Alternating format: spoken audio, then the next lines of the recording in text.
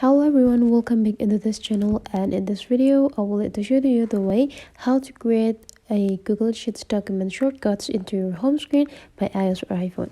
So the first thing that you have to do is just go open your Google Sheet application, and after that you just need to choose which documents that you want to create the shortcuts to. So let's say I would like to create the shortcuts for this document, and you can see that in the right side there will be three small dots here, so you just need to go click it. And now the next thing you need to do is just go copy the link of the documents that you want to create the shortcuts. And now just need to back into the home screen, and let's find the shortcuts application, and then after that you just need to go click it.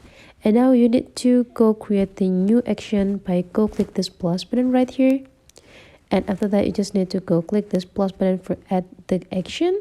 And now in the search button you just need to type the URL, and after that you just need to go click this open URLs.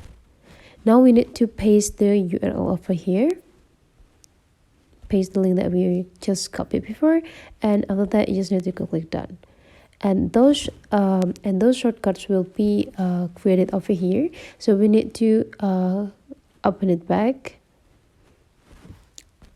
Okay, my bad. We need to go click the three small dots first, click these three small dots, and after that we need to go click this and add to home screen. Now you just need to replace the name with the name of the documents, and after that you just need to go click add. And now you just need to go back into your home screen, and the shortcuts are also already created up over here, so you just need to go click it to open it, and you'll be directly open the documents.